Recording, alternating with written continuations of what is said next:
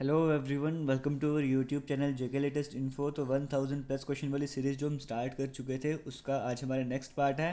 अभी तक हम 500 क्वेश्चन डिस्कस कर चुके थे, आज हम उसे आगे प्रोसीड करेंगे। आज के फर्स्ट क्वेश्चन की बात करें, फिर क्वेश्चन नंबर 501 की बात करें। यहाँ पर कहा गया who was appointed as the emergency administrator for the state on 30 October 1947 by Maharaja Hari Singh. यहाँ पर हमारा स्टेट से मतलब जम्मू कश्मीर की हम बात कर रहे हैं कि 30 अक्टूबर 1947 की बात करें, महाराजा हरि सिंह के द्वारा किसे अपॉइंट किया गया था एमरजेंसी एडमिनिस्ट्रेटर। स्टेट का एमरजेंसी एडमिनिस्ट्रेटर किसे अपॉइंट करा गया था वो आपको बताना है। ये प्रीवियस क्वेश्चन है, ठीक है। तो यहाँ पे करेक्ट आंसर क्या होगा? जिन्ना, पंडित जवाहरलाल नेहरू, शेख मोहम्मद अब्दुल्ला, फिर प्रेमनाथ डोगरा। तो यहाँ पे जो करेक्ट आंसर होगा वो शेख मोहम्मद अब्दुल्ला रहेगा। ऑप्शन नंबर सी करेक्ट रहेगा। आपके एग्जाम में ये भी हो सकता है कि डेट पूछ सकता है, हालांकि डेट के चांसेस कम है, इतना डिफिकल्ट वो नहीं बनाएगा। हाँ, अगर घुमा के पूछेगा तो ऐसा पूछ सकता है कि 1947 को शेख अब्दुल्ला को एमरजेंसी एडमिनिस्ट्रेटर बनाया गया था, किसके द्वारा बनाया गया था? तो याद रखना, महाराजा हरि सिंह के द्वारा बनाया गया था। इतना क्लियर हो गया? सॉरी। आगे चलते क्वेश्चन नंबर सेकंड की बात कर लेते हैं आज के। JK N P P is the abbreviation related to which political party of J and K. ये देखो, ऐसे क्वेश्चन भी आपके एग्जाम में आते हैं और आए हुए हैं। जेके एन पी पी की बात करें, ये शॉर्ट फॉर्म है। कौन सी पॉलिटिकल पार्टी जम्मू कश्मीर की, इसकी एब्रीविएशन है, एक्रोनिम है, वो आपको बताना है।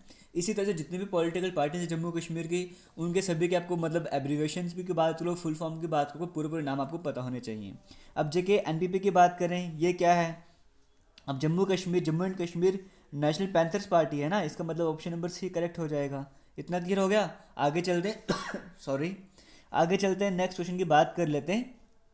कहा गया है on which of the following dates did the constituent assembly of J and K met for the first time. अब यहाँ पे कौन सी ऐसी डेट है जब जम्मू कश्मीर की जो कॉन्स्टिट्यूंट असेंबली थी वो पहली बार मिली थी? अब कॉन्स्टिट्यूंट असेंबली था क्या एक्चुअली में? ये ऐसे कह सकते हो कि ऐसी बॉडी थी रिप्रेजेंटेटिव्स की, मतलब अपॉइंट किए गए थे कुछ रिप्रेजेंटेटिव, कह सकते हो इलेक्ट किए गए थे जिन्होंने कॉन्स्टिट्यूशन बना था जम्मू कश्मीर का, ठीक है। ये पहली बार कब मिले थे वो आपसे पूछा गया है, तो यहाँ पे ये डेट भी आपके लिए इंपॉर्टेंट बन जाती है। 1951 को वो मिले थे। हालांकि एक ही ईयर यहाँ पर ऐसा है जहाँ पे 1951 लिखा हुआ है, तो 31 अक्टूबर 1951 यहाँ पे करेक्ट आंसर हो जाएगा। आगे बढ़ते हैं, नेक्स्ट क्वेश्चन की बात कर लेते हैं। यहाँ पर कहा गया है principle used in working of an atom bomb. अगर हम एटम बॉम्ब की बात करें, उसकी वर्किंग में कौन सा प्रिंसिपल यूज होता है वहाँ पे? न्यूक्लियर फ्यूजन, न्यूक्लियर फिशन, ये दोनों यूज होते हैं या फिर इनमें से कोई भी नहीं? तो न्यूक्लियर फिशन होता है ना।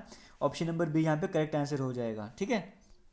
आगे चलते हैं, यहाँ पे नेक्स्ट क्वेश्चन की बात करेंगे। और आज मैं ना आपके लिए कुछ करंट अफेयर्स के क्वेश्चन भी लाया हूँ जो जम्मू कश्मीर से रिलेटेड हैं। अब धीरे धीरे हम ऐसे क्वेश्चन भी ऐड करेंगे क्योंकि वो भी आपके लिए इंपॉर्टेंट बन जाते हैं। आगे चलेंगे, यहाँ पे कहा गया मायोपिया की बात करें, इसे हम कैसे ठीक कर सकते हैं, मतलब इनमें से कौन सी लेंस को यूज़ करेंगे हम मायोपिया को ठीक कर सकते हैं। मायोपिया को और क्या कहा जाता है? मायोपिया को बात करें तो शॉर्ट साइटेडनेस भी कहा जाता है, नियर साइटेडनेस भी कहा जाता है। इसमें होता क्या है, ऐसी डिजीज़ है जिसमें क्या होता है, कोई भी इंसान जो है ना वो दूर की चीज़ों को अच्छे से देख पाता है, ठीक है। इसका और नाम क्या है? नियर साइटेडनेस, मतलब पास की साइट अच्छी है। शॉर्ट साइट मतलब शॉर्ट साइट अच्छी है बट दूर की चीज़ों को देखने में डिफिकल्टी होती है। तो मायोपिया की हम बात कर रहे हैं सॉरी। कौन सी लेंस से हम इसको ठीक कर सकते हैं वो आपको बताना, तो कनकेव लेंस से हम ठीक कर सकते हैं ना। ऑप्शन नंबर यहाँ पे करेक्ट हो जाएगा। बीच में डिस्टर्बेंस हो रही है, उसके लिए थोड़ा सा मैं आपको सॉरी बोलना चाहूँगा, थोड़ा सा क्या पूरे बोल देता हूँ। आगे चलते हैं, क्वेश्चन नंबर 506 की बात करते हैं। एस्टिग्मेटिज्म की बात करें, इसे हम कैसे ठीक कर सकते हैं? कनकेव का हमने बताया ना, अगर हमको वो होगा मायोपिया होगा तो कनकेव लेंस यूज़ कर सकते हैं। अगर हाइपरमेट्रोपिया होगा तो कन्वेक्स लेंस यूज़ करो। एस्टिग्मेटिज्म होगा तो सिलेंड्रिकल लेंसेज यूज़ करो। ऑप्शन नंबर सी यहाँ पे करेक्ट आंसर हो जाएगा। आगे चलते हैं, क्वेश्चन नंबर 507 की बात कर लेते हैं। The distance between earth and sun is termed as. जो डिस्टेंस होता है अर्थ के बीच में और सन के बीच में से क्या कहा जाता है? मतलब जैसे मान के चलो ये अर्थ है और ये सन है, इन दोनों के बीच के डिस्टेंस को क्या कहा जाता है वो आपको यहाँ पर बताना है। तो यहाँ पर पूछा गया था कि अर्थ और सन के बीच के जो डिस्टेंस है उसे क्या टर्म दिया गया है? उसे लाइट ईयर कहते हैं या एस्ट्रोनॉमिकल यूनिट कहते हैं या अर्थ सन लिमिट या फिर इनमें से कोई भी नहीं। तो इन दोनों के बीच जो डिस्टेंस है उसे 1 एस्ट्रोनॉमिकल यूनिट कहा जाता है। ऑप्शन नंबर बी यहाँ पे करेक्ट आंसर हो जाएगा। हमेशा की तरह आज भी आपने बताना है कि आपके 20 में से आपके कितने क्वेश्चन सही हुए हैं, वो आपने बिल्कुल जेन्युइन आंसर बताना है। ऑनेस्ट होकर वीडियो के कमेंट सेक्शन में कमेंट करके बताना है। आगे चलते हैं, क्वेश्चन नंबर 508 की बात कर लेते हैं। Which is the strongest force in nature. इनमें से कौन सी फोर्स ऐसी है जो कि स्ट्रॉन्गेस्ट फोर्स है? हमारे नेचर की स्ट्रॉन्गेस्ट फोर्स कौन सी है? तो वो स्ट्रॉन्ग न्यूक्लियर फोर्स है। ऑप्शन नंबर ए यहाँ पे करेक्ट हो जाएगा। इतना क्लियर हो गया? आगे चलते हैं, नेक्स्ट क्वेश्चन की बात कर लेते हैं। और आपको बताना चाहूँगा, हम अब यहाँ पर, हो सकता है आप रेगुलर हो तो आपको पता होगा, यहाँ पे डेली 10 PM मतलब 10 बजे रात को आपका डेली लाइव टेस्ट हुआ करेगा। जो भी स्टूडेंट JKSSB क्लास 4 की प्रिपरेशन यहाँ पर कर रहे हैं, मैं उनको बता रहा हूँ, यहाँ पे आपको डेली लाइव टेस्ट रहा करेगा। तो वहाँ पर आपको हिस्ट्री, ज्योग्राफी वगैरह सब तरह के क्वेश्चन मिलेंगे, तो ज्वाइन कर लिया करना। क्वेश्चन नंबर 509 की बात करें, which among the following Mughal emperor was illiterate, who among the following Mughal emperor was illiterate, इनमें से कौन सा मुगल एम्पर था जो पढ़ा लिखा नहीं था, वो कौन था? वो अकबर थे। ऑप्शन नंबर डी यहाँ पे करेक्ट आंसर हो जाएगा। आगे चलते हैं, नेक्स्ट क्वेश्चन की बात कर लेते हैं।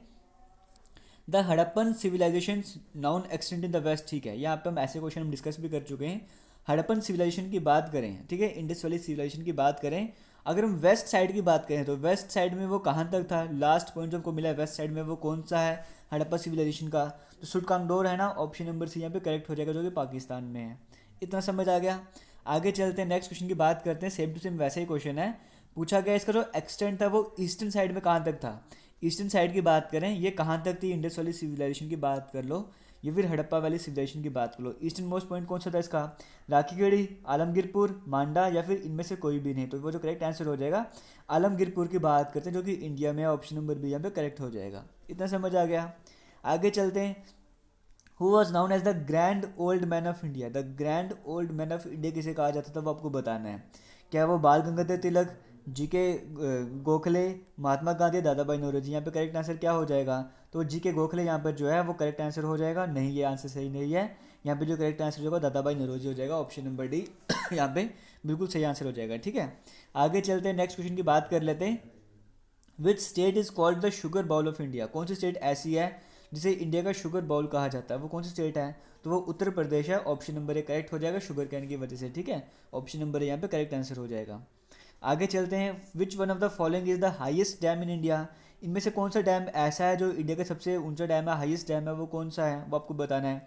भाखड़ा डैम, हीराकुड, टेहरी, या फिर इनमें से कोई भी नहीं। तो यहाँ पे जो करेक्ट आंसर हो जाएगा वो टेहरी डैम हो जाएगा। अब आप मुझे बताओ कौन सी नदी के ऊपर बना हुआ है ये। ठीक है, ऑप्शन नंबर सी यहाँ पे करेक्ट आंसर हो जाएगा। आगे बढ़ते हैं, क्वेश्चन नंबर 1515 की बात कर लेते हैं। अभी प्रेजेंट की बात करें, BSNL के CEO कौन है? ये अकॉर्डिंग टू दिसंबर 2020 की मैं बात कर रहा हूँ। BSNL के CEO कौन है वो आपको बताना है। ऑप्शन आपके सामने है। यहाँ पे जो करेक्ट आंसर हो जाएगा वो Praveen Kumar Parwar, option number B correct answer हो जाएगा, जो कि CEO है इस टाइम BSNL की। ठीक है, और BSNL की फुल फॉर्म आप सभी को पता होगा, कमेंट सेक्शन में एक बार बता देना। नामेरी नेशनल पार्क जो है वो कौन सी स्टेट में है? नामेरी नेशनल पार्क कौन सी स्टेट में है? असम में है। हमने ट्रिक के साथ समझा था नेशनल पार्क्स वाली वीडियो में, है ना। तो ऑप्शन नंबर ए यहाँ पे करेक्ट आंसर हो जाएगा।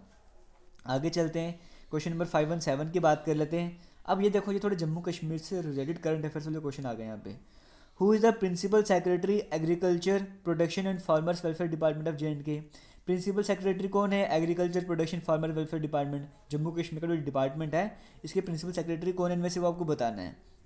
क्या वो रोहित कंसल हैं, नवीन के चौधरी, गौरंग शर्मा, या फिर इनमें से कोई भी नहीं? यहाँ पे जो करेक्ट आंसर हो जाएगा वो नवीन के चौधरी हो जाएगा। ऑप्शन नंबर बी करेक्ट हो जाएगा।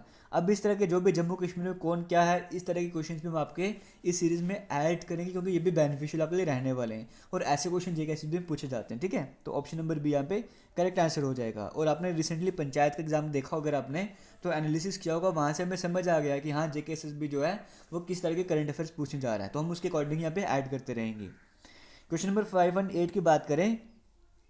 GI टैग्ड सैफरन, जो हमारे, अगर हम सैफरन की बात करें, जैसे GI टैग मिला था हमारे जम्मू कश्मीर के सैफरन की बात करें, GI tagged saffron from Kashmir launched in Dubai या UAE बाय। अब इतना तो आपको पता होना चाहिए, ऐसे भी आपको एग्जाम में पूछ सकते हैं कि जो हमारा जो सैफरन है जिसको GI टैग मिला है वो कहाँ पर लॉन्च किया गया? तो दुबई में लॉन्च किया गया, UAE में लॉन्च किया गया। ठीक है, अब ऐसे क्वेश्चन पूछा क्या गया है कि किसने लॉन्च किया, कौन वहाँ पर गए थे इसके लिए? रोहित कंसल, नवीन के चौधरी, गौरंग शर्मा, या फिर इनमें से कोई भी नहीं? तो नवीन के चौधरी अभी हमने पढ़ा, जिनके बारे में हमने भी पढ़ा था, इन्होंने ही लॉन्च करवाया दुबई और UAE में सैफरन को। ठीक है, तो ऑप्शन नंबर बी यहाँ पे करेक्ट आंसर हो जाएगा। ये मोस्ट इंपॉर्टेंट क्वेश्चन बनते हैं ऐसे इस तरह के करंट अफेयर में, क्योंकि पंचायत अकाउंट असिस्टेंट में इसी तरह के क्वेश्चन आए थे। आगे चलते हैं। The government approves establishment of a separate official language section in GAD, the section will have dash translators. अगर गवर्नमेंट की बात करें, उन्होंने एक सेपरेट ऑफिशियल लैंग्वेज सेक्शन बनाया GAD में। अब इस सेक्शन की बात करें, इसमें कितने ट्रांसलेटर रहने वाले हैं, ये भी जम्मू कश्मीर से रिलेटेड है, ठीक है। कितने ट्रांसलेटर रहने वाले हैं, 8 ट्रांसलेटर, जैसे 2 उर्दू के हो गए, 2 हिंदी के, 2 डोगरी के, इस तरह, ठीक है। इस तरह से 8 ट्रांसलेटर रहने वाले हैं। ऑप्शन नंबर डी यहाँ पे करेक्ट आंसर हो जाएगा। आज का लास्ट क्वेश्चन डिस्कस कर देंगे, उससे पहले आपको बताना चाहूँगा हमारे जितने भी सोशल मीडिया हैंडल्स हैं सभी के सभी जेके लेटेस्ट इन्फो के नाम से हैं। आप ज्वाइन करना चाहते हो तो ज्वाइन कर सकते हो, और टेलीग्राम ग्रुप भी हमारा जेके लेटेस्ट इन्फो के नाम से है। आज का लास्ट क्वेश्चन देखेंगे। यहाँ पर कहा गया, who is the president of Jammu and Kashmir apple cold storage association. अगर हम बात करें जेके PICCA की बात करें, तो यहाँ पर इसके प्रेसिडेंट कौन है, Jammu and Kashmir apple cold storage association. यहाँ पे मैं थोड़ा गलत लिख दिया, इसके वो कौन है, प्रेसिडेंट कौन है, वो आपको बताना है। क्या रोहित कंसल हैं, नवीन के चौधरी, गौरव शर्मा, या फिर माजिद असलम वफाई। तो Majid Aslam Wafai, option number D जो है वो करेक्ट आंसर हो जाएगा। प्रेसिडेंट इस time Jammu Kashmir apple cold storage association के यही है, ऑप्शन नंबर डी यहाँ पे करेक्ट हो जाएगा। अगर रिवाइज करना चाहते हो करंट अफेयर्स, तो हमारी जो ऑफिशियल वेबसाइट है jklatestinfo.com, आप यहाँ पर विजिट कीजिए। होम पेज में ही आपको ये सीरीज़ मिलेगी, आप जाके तो रिवाइज कर सकते हो, पुराने जितने भी क्वेश्चन हैं आप जाके रिवाइज कर सकते हो। किसी भी तरह का डाउट होगा कमेंट सेक्शन में कमेंट करके ज़रूर पूछना। हमारे चैनल की प्लेलिस्ट जो है वहाँ पर भी आपको कई सारी प्लेलिस्ट मिलेंगी, वहाँ पर कुछ और पढ़ना चाहते हो आप वो भी पढ़ सकते हो, ठीक है। थैंक यू, जय हिंद।